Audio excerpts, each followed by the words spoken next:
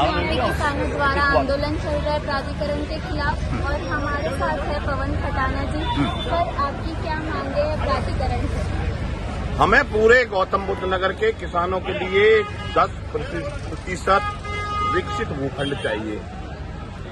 सभी किसानों को जिनका 64% रह गया है उनको 64% चाहिए।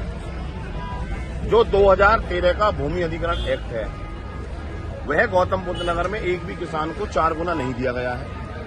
4 गुना मुआवजा सर्किल रेट में 100% बढ़ोतरी करने के बाद दिया जाना चाहिए। जो सिफारिशें अब से पूर्व में कुछ समिति ने लागू करा दी हैं उनको धरातल पर उतारा जाए। ये हमारी 3 डिमांड है। इन डिमांडों को लेकर के आज हम ग्रेटर नोएडा प्राधिकरण पर जा रहे हैं। चौधरी राकेश टिकैत जी इस पंचायत को संबोधित करेंगे, आगे के लिए हमें दिशा निर्देश करेंगे।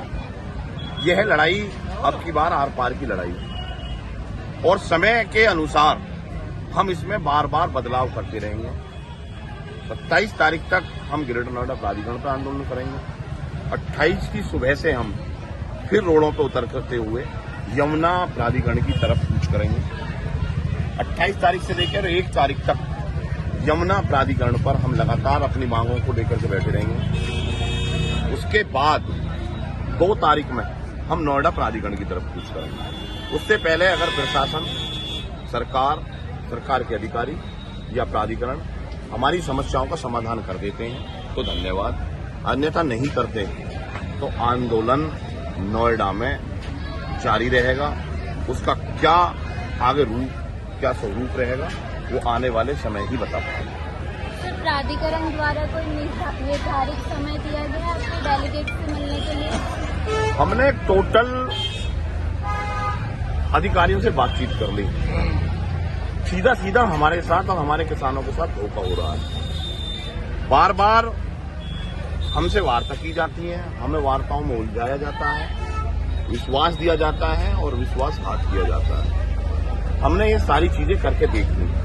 अब हमने मात्र 3 डिमांड रखी है, जिनमें सर्वप्रथम पूरे गौतम बुद्ध नगर के हर किसान को 10% विकसित भूखंड चाहिए, 64% चाहिए।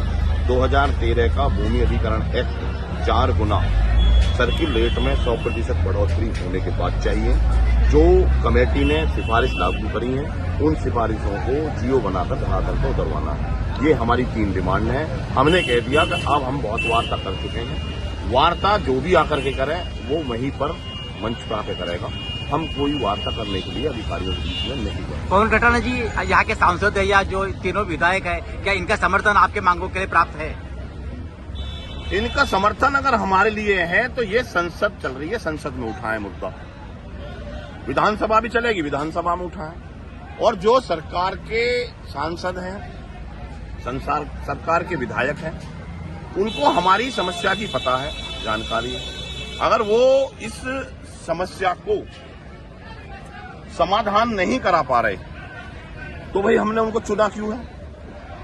हमने सिर्फ अपनी समस्याओं के समाधान के लिए उनको चुना था कि जिस पटल तक हम नहीं पहुंचते उस पटल तक आप जाते हो। जिस विधानसभा और सांसद में आप जाते हो उसमें हम नहीं जाते, तो आप जहां से नीति बनती है वो किसान और मजदूर के हित में नीति बनवाई है।